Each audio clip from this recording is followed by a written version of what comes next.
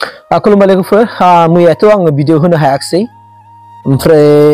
मैया माने सानसे ओरै थांलायावनो टाइमा लस बेखार जाबाय आंहा ना सम भिडिअ बानायनो दसेयावनो सम होनो हायाखिसै आङो दिनै जाहैबाय लोगोफोर नोंथांमोननि गेजेरावहाय थाम्बनेलाव नुखाबाय नोंसोरो आं मानि सायाव भिडिअ बानायदों जे आथिखालनि थासारिया जादों मा ससियेल मिडिया गाग्लोबलायनाय फेसबुकआवनो होन इउटुबावनो होन दिनै ससियेल मिडियानि गेजेरजों गावजों गाव गाग्लोबलायनाय मानोना गावखौनो समाजनि गेजेराव एबा जोंनि हारिनि गेजेरावहाय आं मोजां व्यक्ति आंनो बयनिख्रुइबो रोंखा राखा सुबुं होननानै दिन्थिनो नाजानाय बेफोरबायदि गोबां जोंनि गेजेरावहाय गुलाय गुजाय थासारिया जोनोम मोना नङा मोनगासिनो दं। दा आंनि बुंनाय नङा रायजो राजाफोरनि बुंनाय बाथ्राखौसो आं नोंथांमोननि गेजेराव शेयार खालामदों। थारैनो रायजो राजाफ्रा दुलाराय बर' फरायसा आफादखौ मोजां मोनमारो ना अमर सिंह ब्रह्म आरो दावराव देख्रेबखौ मोजां मोनमारो? गोबां मानसिफ्रा बुंदों माने दावराव देख्रेब नार्जारि आरो अमर सिंह ब्रह्म बिथांमोनहा गमामायैनो बुरबक मात होननानै आरो गोबां माखासे बुंदों जे एबसुआ दानि एबसु गोदोनि एबसु डिफारेन्स दङ होननानै गोबां मानसिफ्रा बुंदों। नाथाय बे मोननै बाथ्रा जे जों सोंखारलायबाय थानाय जोंनि ससियेल मिडियायाव नुगासिनो दङ बेवहाय राजनितिनि बाथ्रा हाबबाय नामा? माने आंनि फिल खालामनायावहाय राजनितिनि बाथ्रा हाबनाय बायदि मोनदों आरोखि आं जा फिल खालामो माने आंनि कनसेप्टखौ आं बुंगोन आरोना दुलाराय बर' फरायसा आफादा माहारिनि थाखायनो खामानि मावग्रा हारिनि थाखायनो खामानि मावग्रा दा बिथांमोना दिनै हारिनि अलखद समाव एबा हारिनि थैना थांनायनि सायाव बिथांमोना बाथ्रा बुंबोदों अब्ला बिथांमोना दिनै हारिखौ नेवसिनानै हारिखौ अलखदाव खोख्लैनानै माबोरै खामानि मावगोन? रायजो राजा नोंथांमोना एसे सिन्था खालामनानै नाय बाथ्राया बेसेबां सान बेसेबां सैथो आरो दिनैनि थारिखआव अमर सिंह ब्रह्म आरो दावराव देख्रेब नार्जारि सारमोना दि इसिबां माने मा होनना बुङो बिगाब माने माखासे माने स्लां लेंगुवेजजोंबो जे एबसुनि आफादगिरि दिपेन बर'खौ सोंखारिबाय बिथांमोना बेफोरबायदि सोंखारिनानै थारैनो गावनि आखुथाया माबायदिमोन बेखौसो दिन्थिना लानाय जायाखै होनबा? बिथांमोना दिनै गावनि आखुथाय गावनि स्वभाब चरित्र मा रोखोम बेखौसो दिन्थिनाय जायाखै होनबा? आंनि बुंनाय नङा गोबां रायजो राजाफ्रा दिनै रायलायगासिनो दं बबेबा बास स्टेन्डआव थाबा खोनागोन बबेबा टट' बारथिनाव थाबा खोनागोन बासजों थाबा बबेबा लामा दखानाव थाबा खोनागोन बबेबा हाथाय बाजार दखानाव खोनागोन खालि दा अमर सिंह ब्रह्म आरो दावराव देख्रेब आरो एबसुनि सायाव सोनारगासिनो दं। ओंखायनो बेफोरबायदि गावजों गाव नांलायबाय थायाब्लानो जायफ्रा दिनै जाथिनि थाखाय खामानि मावनो होननानै ओंखारबोदों बा मा होननानै बुंदों बै समाव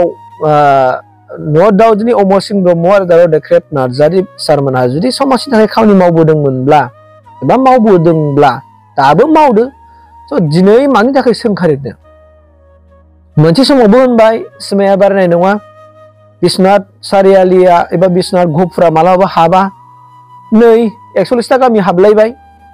बेयावबो दाना दाय जालायबाय 100टा गामिया मानो हाबनांगौ हाबोबा टटेलि हाबनांगौ गोबां बाथ्रा बुंलायबाय आरो नेक्स्टआव माने हाबला होननानै बुंलायबाय जुदि नेक्स्टआव हाबो आरो बिसोर मा बुंगोन? स' बेनिफ्राय दिनै रायजो राजाफ्रा फिल खालामनो हादों बिथांमोनहा जोंनि समाजावहाय माखासे गेना बाथ्राफोरखौ बुंनानै माने रायजो राजाफोराव जे एबसुनि सायाव बिसास दङ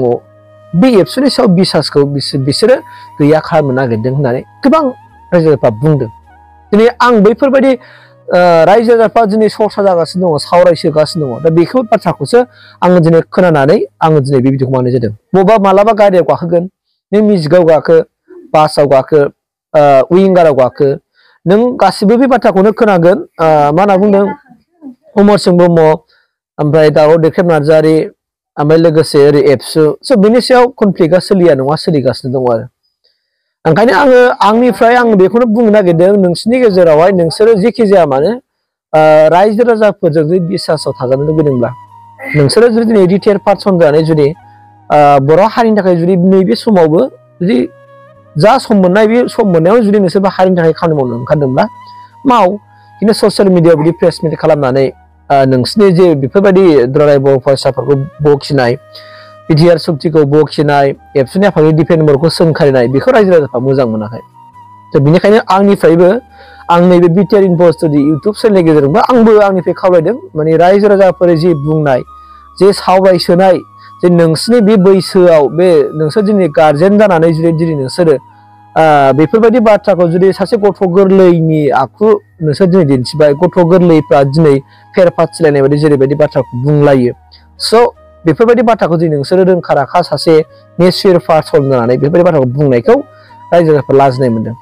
स' बिनिखायनो सोंखारिदों ओंखायनो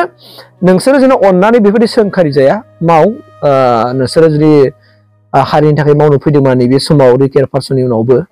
नोंसोरखौ राव वेलकाम खालामगोन खिन्थु बेफोरबायदि मालाबा माने मा होनना बुंदों एबसुखौ सोंखारिनाय एबसुआ जुदि हारिखौ माने माबा मोनसे खालामबाय अलखआव लांसिगोन एबसुआ ओरैबायदि थगायदों एबसुआ ओरैबायदि बुंबाय थाबा सोर मोजां मोननो दे राजनितिनि बाथ्रा बुंबा आलादा बाथ्रा प्रमद बर'खौ रायोबा आलादा बाथ्रा खिन्थु एबसुखौ मानो रायनांगौ बेखौ रायजो राजाफ्रा साबजानाय मोनाखै आरोखि ओंखायनो आंनिफ्रायबो खर' गंग्लायै नोंथां मानाव गेदेर सार अमरसिं ब्रह्म सार आरो दावराव देख्रेब नार्जारि सारमोनखौ आं गोरबोनिफ्राय खावलायबाय जेन' अननानै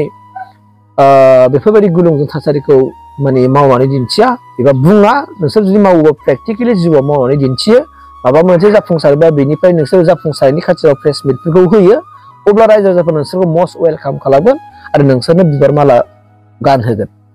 बिनि थाखायनो नोंसोरबो जेन' नैबे दिनै बोराय बैसो समाव नोंसोरो जेन' मोजां मावनानै दिन्थियो आं बेखौसो आंनिफ्राय खावलायनाय जाबाय थेंक इउ